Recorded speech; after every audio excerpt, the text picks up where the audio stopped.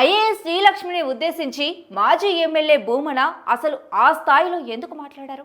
పైగా తమ పార్టీ అనుకూల ముద్ర ఉన్న ఆఫీసర్ని రాక్షసులతో పోల్చడానికి బ్యాక్గ్రౌండ్ స్టోరీ ఏంటి? ఆమెను టార్గెట్ చేసి ఇంకెవరికో సందేశం పంపాలనుకున్నారా? చివరికి చీరలు విగ్గులు అంటూ వ్యక్తిగతంగా కూడా టార్గెట్ చేయడం వెనుక వ్యూహం ఏంటి? అసలు ఏమైంది? నిన్నటిదాకా అంతా ఒకటే గ్రూప్ అని ప్రచారం జరిగింది కదా, ఇంతలోనే ఎక్కడ తేడా కొట్టింది? భూమన కూడా అలా ఇలా కాకుండా తాటకి పూతన అంటూ ఒక ఐఏఎస్ అధికారిని రాక్షసులతో ఎందుకు పోల్చారు? అన్నిటికీ మించి శ్రీలక్ష్మి వస్త్రధారణ మీద కూడా ఎందుకు కామెంట్ చేయాల్సి వచ్చింది? Let's watch the story. మాజీ MLA YCP senior leader Bhumana Karunakar Reddy IAS officer Srilakshmi మీద చేసిన ఆరోపణలు రాజకీయంగా పెను దుమారం రేపుతున్నాయి. ఆమె ఎలాంటి చీరలు కట్టుకుంటే ఈయనకు ఎందుకు అన్న చర్చోపచర్చలు విపరీతంగా జరుగుతున్నాయి ఏపీ పొలిటికల్ సర్కిల్స్లో. ఐఏఎస్ శ్రీలక్ష్మి అంటే రెండు తెలుగు రాష్ట్రాల్లో పెద్దగా పరిచయం చేయాల్సిన అవసరం లేదు. వైసీపీ అధ్యక్షుడు జగన్ అక్రమాస్తుల కేసు, ఓబులాపురం మైనింగ్ కేసులకు సంబంధించి జైలుకు కూడా వెళ్ళొచ్చారామె. విభజన తర్వాత తెలంగాణ క్యాడర్లో ఉండి కూడా ఏపీలో వైసీపీ అధికారంలోకి వచ్చాక డిప్యూటేషన్ మీద అమరావతికి షిఫ్ట్ అయిపోయారామె. జగన్ కూడా శ్రీలక్ష్మికి అత్యంత ప్రాధాన్యం ఇచ్చి వచ్చి రాగానే కీలకమైన మున్సిపల్ శాఖను అప్పగించారు.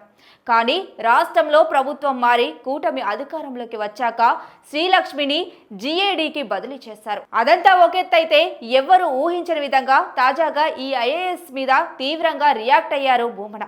ఇంకా గట్టిగా చెప్పాలంటే అసలు ఆయన తన రాజకీయ జీవితంలో ఏ పొలిటికల్ ప్రత్యర్థి మీద ఈ స్థాయిలో విరుచుకుపడలేదు. అలాంటిది ఒక ఐఏఎస్ అధికారిని తీవ్ర పదజాలంతో దూషించడం ఇప్పుడు పొలిటికల్ హాట్ టాపిక్ అయ్యింది. తిరుపతి మున్సిపల్ కార్పొరేషన్ మాస్టర్ ప్లాన్లో భాగంగా రోడ్లు వేసే క్రమంలో జారీ చేసిన టీడీఆర్ బాండ్లలో వేల కోట్ల అవినీతి జరిగిందని, నాటి తమ ప్రభుత్వంలోనే మున్సిపల్ శాఖలో కీలక బాధ్యతలు నిర్వహించిన సీనియర్ ఐఏఎస్ అధికారినే అందుకు బాధ్యురాలంటూ నేరుగా పేరు చెప్పకుండా శ్రీలక్ష్మి అని అందరికీ తెలిసేలా మాట్లాడారు భూమన. అయితే అన్నిటికీ మించి వ్యక్తిగతంగా కూడా టార్గెట్ చేస్తూ ఆమె రోజు కట్టుకునే ఒక్కో చీర ఖరీదు 1,50,000కు పైనే ఉంటుందని, 50 లక్షలకు పైగా విలువైన 11 విగ్గులు ఉన్నాయంటూ తీవ్ర ఆరోపణలు చేశారు. ఆమెకు వచ్చే జీతం ఎంత, ఆమె మెయింటెనెన్స్ ఎలా సాధ్యమంటూ ప్రశ్నలు సంధించడం కలకలం రేపుతుంది. అయితే రోడ్లు వేసే టైంలో స్థలాలు పోగొట్టుకున్న యజమానుల నుంచి కోట్ల రూపాయలు దండుకునే ప్లాన్ చేస్తే మేము అడ్డుకున్నాం. ఆ కోణంతో ఆవిడ పక్క జిల్లాకు చెందిన టీడీపీ నాయకులతో చేతులు కలిపి అసత్య ఆరోపణలు చేయించారని కూడా అనడం తీవ్ర వివాదాస్పదంగా మారుతుంది. తమ హయాంలో జరిగిన వ్యవహారాల గురించి భూమన అప్పుడు మాట్లాడకుండా ఇప్పుడు శ్రీలక్ష్మిని ఎందుకు టార్గెట్ చేస్తున్నారు? దీని వెనుక వేరే ప్రయోజనాలున్నాయా అన్న చర్చలు నడుస్తున్నాయి తిరుపతి పొలిటికల్ సర్కిల్స్ లో.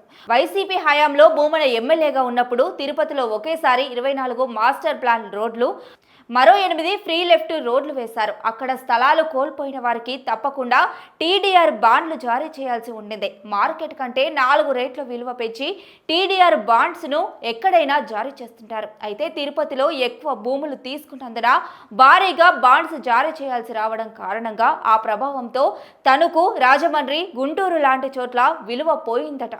దాంతో తిరుపతిలో ఏదో జరిగిపోయిందంటూ శ్రీలక్ష్మి ఎన్నికలకు ముందే టీడీపీ నాయకులకు లీకులు ఇచ్చారని, వాటి ఆధారంగానే ఎలక్షన్ టైంలో అనం లాంటి నెల్లూరు నాయకులు తిరుపతి టీడీఆర్ బాండ్ల వ్యవహారంలో భూమన 2,000 కోట్ల అవినీతికి పాల్పడ్డారని ఆరోపించినట్లు అనుమానిస్తున్నారు.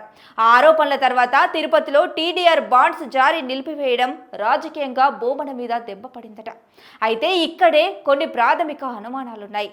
ఎన్నికలు ముగిసిపోయి కూడా ఏడాదిన్నర అవుతుంది. కరుణాకర్ రెడ్డి ఇన్నాళ్ళు కామ్గా ఉండి ఇప్పుడు ఎందుకు నోరు తెరిచారంటే బ్యాక్గ్రౌండ్ మ్యూజిక్ వేరే ఉండి ఉండవచ్చన్న అనుమానాలు వ్యక్తమవుతున్నాయి. వైసీపీ అనుకూల అధికారిగా ముద్ర ఉన్న శ్రీలక్ష్మిని అదే పార్టీ ముఖ్య నాయకుడు ఆ స్థాయిలో టార్గెట్ చేయడమేమీ ఆషామాషిగా జరగలేదని, తెర వెనుక స్టోరీ పెద్దదే ఉండి ఉండవచ్చని టీడీపీ నాయకులు సైతం మాట్లాడుకుంటున్నారు. కూటమి సర్కార్ శ్రీలక్ష్మిని దూరం పెట్టడంతో ప్రభుత్వ పెద్దల్ని ప్రసన్నం చేసుకునేందుకు ఆమె కొత్త లీకులు ఇస్తుండవచ్చన్నది ఒక డౌట్ అట.